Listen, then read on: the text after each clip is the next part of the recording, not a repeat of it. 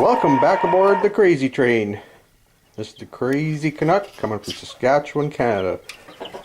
It was time to move our little chickens out to the chicken bin, chicken coop.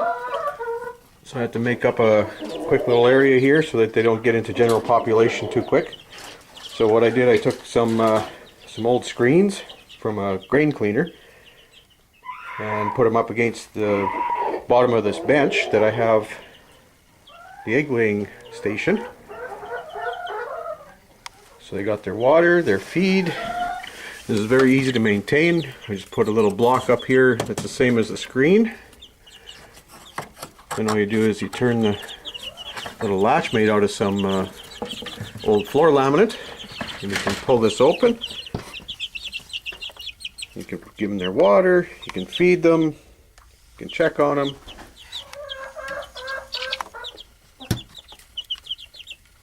They're not quite sure where they are yet, but they'll get used to it.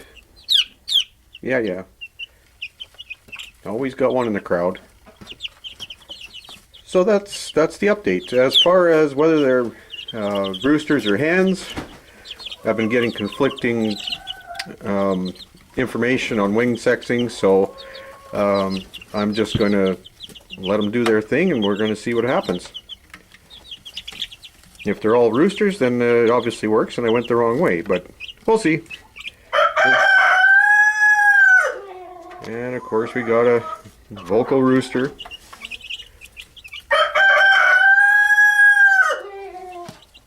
Showing off again. Alright, so that's a little chicken update. Now we'll get on to something else. Now I'm sure everybody's got something like this kicking around. It's an old garden rake. It's obviously seen better days. The handle is all weather checked and cracked up, and got some pretty big gaping holes here. So I figured I'm going to try something to sort of restore this handle and make it last a little longer.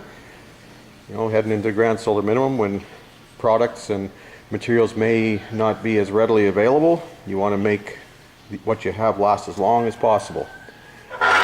So I'll get set up and I'll show you what I came up with. So what I did, I got some fiberglass resin I had kicking around that I used for another project to make some knife handle micarta out of burlap, and it's a dark resin. You can probably see it in here. So really doesn't make a really pretty micarta. It's more general fiberglassing.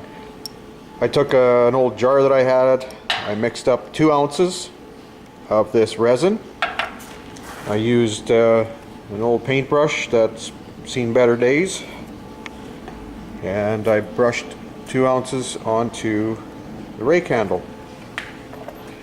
Now it doesn't have to be pretty, it just has to get a coat on there, and then when it's all dried up, all cured, then I'll sand it down, see what it looks like.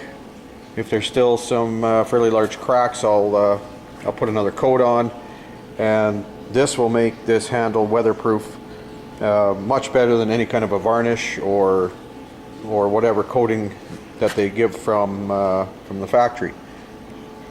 So you can find these hand tools at garage sales, auction sales. Probably pretty cheap, especially if the handle's all beat up. Put in some fiberglass resin, strengthens the handle, it fills all the cracks, laminates everything back together, and you'll have yourself a really good hand tool for many years to come. So I'll come back after this is cured, probably 24 hours, and do some sanding and see what it looks like. Alright, so it's been 24 hours on the rake, and I decided to paint the rake completely. Nice green paint. I'll let this dry, give it a quick sanding, and give it another coat of epoxy, and it should turn out very interesting. So I'll come back to that probably tomorrow, and we'll see how this is going. On another note, April 15th, time to plant cabbages.